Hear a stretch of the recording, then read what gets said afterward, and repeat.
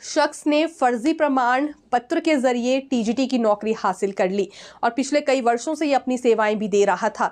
इस बात की जानकारी एक संगठन को लगी। ये अनुसूचित जाति बेरोजगारी संगठन बताया जा रहा है। जब संगठन को भनक लगी तो शिकायत इन्होंने पुलिस थाने में की। शिमला के नेरवा का मामला है और जब पुलिस ने जांच की तो पता चला कि सही में इसने फर्जी प्रमाण पत्र दिखाया था। दरअसल एससी प्रमाण पत्र दिखाकर इस व्यक्ति ने नौकरी हासिल की थी, जबकि व्यक्ति सामान्य कैटेगरी का था। तो जनरल कैटेगरी का होने के बावजूद एससी कैटेगरी का प्रमाण दिखाकर टीजीटी की नौकरी हासिल कर ली। कई वर्षों तक सेवाएं भी दी। अन्य लोगों को जब इस बात की भनक लगी तो शिकायत पुलिस थाने में हुई है। धोखाधड़ी के आरोप में इस पर एफआईआर दर्ज कर ली गई है। पूछताछ के लिए भी बुलाया गया है और सख्त से सख्त कार्रवाई इस पर की जाए, ये मांग उठाई जा रही है।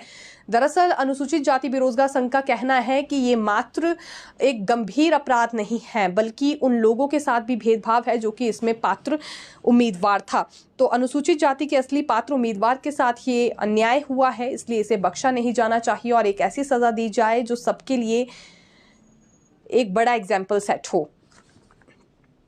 आपत्तिजनक पोस्ट पर मामला दर्ज हुआ। समग्र शिक्षा की बैठक लेने के बाद शिक्षा मंत्री रोहित ठाकुर ने आज कुछ बड़ी जानकारी दी है। इनका ये मानना है कि अब स्कूल से रिपोर्ट मंगाई जाएगी। ग्राउंड रिपोर्ट सरकार तक पहुंचने वाली है कि सभी नियमों का और फैसलों का पालन हो रहा है स्कूलों में या नहीं।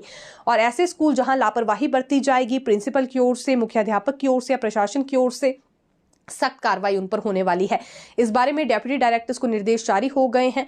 काफी कठिन कदम भी उठाने पड़े हैं सरकार को, लेकिन ये शिक्षा की गुणवत्ता के लिए ही है। ये शिक्षा मंत्री रोहित ठाकुर की ओर से आज दावा किया गया है। इसमें एक बात ये भी है कि बच्चों को गैर शैक्षणिक कार्यक्रमों में नहीं भेजा जाएगा ताकि उनका समय बर्बाद ना हो और वो उतना फोकस अपनी पढ़ाई पर ही कर सके। अब शिक्षकों की कमी भी दूर हो सके, इसके लिए 700 के करीब प्रवक्ताओं के पद भी भरे जा रहे हैं। ये भी आज शिक्षा मंत्री की ओर से कहा गया है। तो अभी सुधार के लिए कुछ बड़े फैसले लिए गए हैं। कल इन फैसलों को लेकर फीडबैक ली गई है समग्र शिक्षा की मीटिंग में और आने वाले समय के लिए भी व्यवस्था बदली जा रही है। गैर शैक्षणिक कार्यक्रम में बच्चे नहीं जाएंगे। दूसरी बात कि हर हफ्ते और हर महीने यहाँ ग्राउंड रिपोर्ट ली जाएगी हर स्कूल की। वहाँ पर कार्य किस तरह से हो रहा है, कितनी गतिविधियाँ अभी शुरू की गई हैं पढ़ाई से जुड़ी, और इसके अलावा खास क्या गतिविधियां हैं जो कि एक सरकार की ओर से निर्देश भी जारी किया गया है कि ऐसी गतिविधियां शुरू की जाए जिससे बच्चों की जनरल नॉलेज बढ़ सके, अधिक से अधिक विषयों का ज्ञान बच्चों को हो सके। स्कूल आंगनबाड़ी पर भी एक फैसला हुआ है। 10 बजे अब आंगनबाड़ी केंद्र खुलेंगे और सभी सरकारी प्राइवेट स्कूल्स पांवटा साहिब में खुलेंगे। महज पांवटा साहिब को लेकर ही ये निर्णय वहां प्रशासन ने लिया है। मौसम खराब चल रहा है, इस वजह से टाइमिंग बदल दी गई है। सुबह के 10 बजे से 3 बजे तक सभी आंगनबाड़ी केंद्र और सरकारी स्कूल, प्राइवेट स्कूल खुलने जा रहे हैं। 31 जनवरी तक अभी यही व्यवस्था वहां पर रहेगी। गेस्ट टीचर पर आज जब शिक्षा मंत्री रोहित ठाकुर से सवाल किया गया कि क्या विरोधी स्वर उठने के बाद भी इस भर्ती को किया जाएगा, हालांकि 2025-26 के सत्र में होगी, लेकिन इसी सरकार की ओर से वो भर्ती भी करवाई जाएगी। और अभी देखिए 2025 शुरू हो गया है तो मिड में इस भर्ती का सिलसिला शुरू हो सकता है। शिक्षा मंत्री रोहित ठाकुर ने ये स्पष्ट तौर पर जानकारी दी है कि ये पॉलिसी वापस नहीं ली जाएगी। गेस्ट टीचर भर्ती इसलिए हो रही है ताकि शिक्षकों की कमी पूरी हो सके। पूर्व की सरकार ने लापरवाही शिक्षा क्षेत्र में बहुत ज़्यादा बरती है, समय से प्रमोशंस नहीं की, ना तो डेप्यूटी डायरेक्टर्स की ना प्रिंसिपल की। ये पद खाली पड़े रहे जिस वजह से 21वें स्थान पर शिक्षा में हिमाचल प्रदेश पहुंच गया था। लेकिन अब गुणवत्ता को लेकर कुछ कदम उठाए जा रहे हैं और इसीलिए गेस्ट टीचर भर्ती हो रही है ताकि शिक्षकों के अवकाश के दौरान भी बच्चों की पढ़ाई प्रभावित ना हो। ट्राइबल एरिया में बहुत कम शिक्षक हैं और उनमें से भी जब कुछ शिक्षक छुट्टी पर जाते हैं तो कई कई दिनों तक बच्चों को बिना पढ़ाई के रहना पड़ता है। इसीलिए ये गेस्ट टीचर भर्ती होने जा रही है। एक आंकड़ा आज फिर यहाँ शिक्षा मंत्री रोहित ठाकुर की ओर से दिया गया है। इनका मानना है कि 1094 स्कूल मर्ज किए गए हैं और डी नोटिफाई किए गए हैं। ये 1094 स्कूल टोटल हैं, जिसमें से कुछ डी नोटिफाई कर दिए गए, कुछ मर्ज किए गए। 675 स्कूल ऐसे थे जिसमें 0 एनरोलमेंट थी, लेकिन फिर भी पूर्व की भाजपा सरकार उसे चला रही थी। 3400 सिंगल टीचर स्कूल थे, अब 2600 रह गए हैं और 674 बच्चों में 90% बच्चे निकटवर्ती स्कूलों में शिफ्ट हो गए हैं। ये बच्चों की पढ़ाई में गुणवत्ता लाने के लिए ही कदम उठाया गया है। अच्छा, अब देखिए एक और अहम सवाल उठ रहा था कि एलडीआर कोटा किस किस को मिलेगा। एसएमसी को एलडीआर कोटे के तहत लाया जा रहा है और इस पर प्रक्रिया भी लगभग शुरू हो गई है। एक तरह से ये पूरा मॉडल तैयार कर लिया गया है कि कैसे एलडीआर कोटे के तहत इन्हें लाया जाएगा। और ये परीक्षा कब होगी, कैसे होगी। लेकिन सवाल कंप्यूटर शिक्षकों की ओर से भी था और वोकेशनल शिक्षकों की ओर से भी कि क्या कोई ऐसा ही रास्ता इन्हें भी नियमित करने के लिए निकाला जाएगा, एलडीआर कोटे के तहत ये आएंगे। तो शिक्षा मंत्री ने स्पष्ट किया है कि इन कैडर्स के लिए एलडीआर कोटा संभव नहीं है, इसे धरातल पर उतारना मुश्किल है, इंप्लीमेंट करना काफी मुश्किल हो जाता है, इसलिए कंप्यूटर शिक्षकों के लिए कोई ऐसा रास्ता नहीं निकाला जाएगा। ये जरूर है कि अगर कंप्यूटर शिक्षक के पदों को लेकर जल्दी मंजूरी दी जाती है भरने पर, हालांकि स्वीकृति 2017 में मिली थी, लेकिन एक दफा फिर ये मामला कैबिनेट में जाएगा। अगर उसी फैसले को आगे के लिए रिन्यू करना है या दोबारा से यहाँ फैसला लिया जाता है नए सिरे से, तो प्रायोरिटी जरूर यहाँ उन कंप्यूटर शिक्षकों को मिल सकती है जो कि आउटसोर्स आधार पर अपनी सेवाएं दे रहे हैं।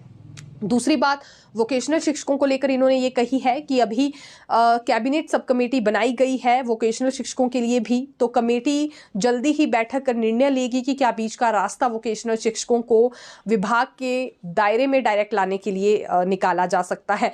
अभी इस पर कोई हलचल हुई नहीं है, ना ही कमेटी की कोई मीटिंग हुई है। ये एक बड़ी वजह रही है कि वोकेशनल शिक्षक खुद को ठगा सा महसूस कर रहे हैं।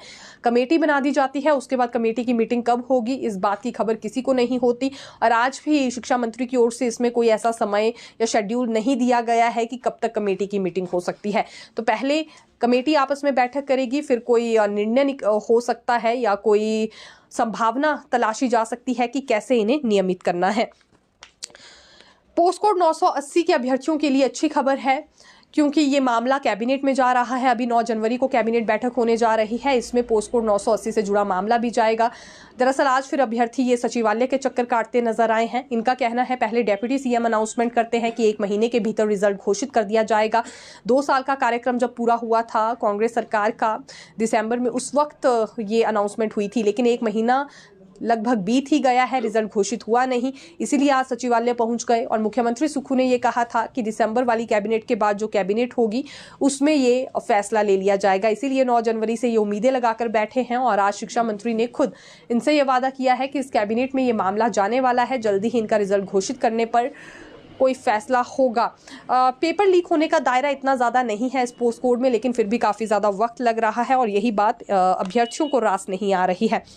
देखिए, कंप्यूटर शिक्षक भर्ती भी कब तक होगी, आज ये भी आउटसोर्स आधार पर सेवाएं दे रहे कंप्यूटर शिक्षक सचिवालय आए थे। इनका कहना है 2017 में एक भर्ती होने जा रही थी जिसके लिए 1191 पद सृजित किए गए थे, लेकिन उसके बाद मामला कोर्ट पहुंच गया था। एक शर्त को लेकर 5 साल का अनुभव होना चाहिए, ये शर्त लगाई गई थी। इसी शर्त को चुनौती देने के लिए मामला कोर्ट जा पहुंचा था, लेकिन अब कोर्ट ने भी उसी प्रक्रिया को उचित ठहराया है। जब महाधिवक्ता की ओर से सरकार की तरफ से वहां पक्ष रखा गया तो फिर ये उचित प्रक्रिया ठहराई गई थी कोर्ट की ओर से, लेकिन 2023 में ये प्रक्रिया सही ठहराई गई थी। तो अब 1 साल से भी ज़्यादा का समय हो गया है। ये 21 अक्टूबर 2023 को दरअसल ये प्रक्रिया उचित ठहराई गई थी, इस पर निर्णय आ गया था, लेकिन 2024 भी पूरा बीत गया है। तकरीबन ये 1.5 साल ही अब होने को आया है, लेकिन अभी तक प्रक्रिया शुरू नहीं हो पाई। तो जल्द से जल्द ये भर्ती प्रक्रिया पूरी हो। ये 1321 के करीब कंप्यूटर शिक्षक हैं जो कि पिछले 23 वर्षों से अपनी सेवाएं दे रहे हैं, बहुत कम सैलरी में काम किया है। इसलिए प्रायोरिटी के आधार पर अब जो भर्ती होगी रेगुलर माध्यम से उसमें इन्हें ही प्राथमिकता दी जाए, यानी कि प्रायोरिटी इन्हें ही मिलनी चाहिए रेगुलर भर्ती में, और जल्द से जल्द इसके लिए पद निकाले जाएं या फिर 2017 वाली भर्ती को ही आगे बढ़ाया जाए, क्योंकि उसी भर्ती को लेकर मामला कोर्ट पहुंचा था और तकरीबन 5 से 6 वर्ष बीत गए, मामला रुक गया था। लेकिन अब जब कोर्ट का डिसीजन आ ही गया है और उस व्यवस्था को सही ठहराया गया है जो कि पिछली 2017 की भर्ती के लिए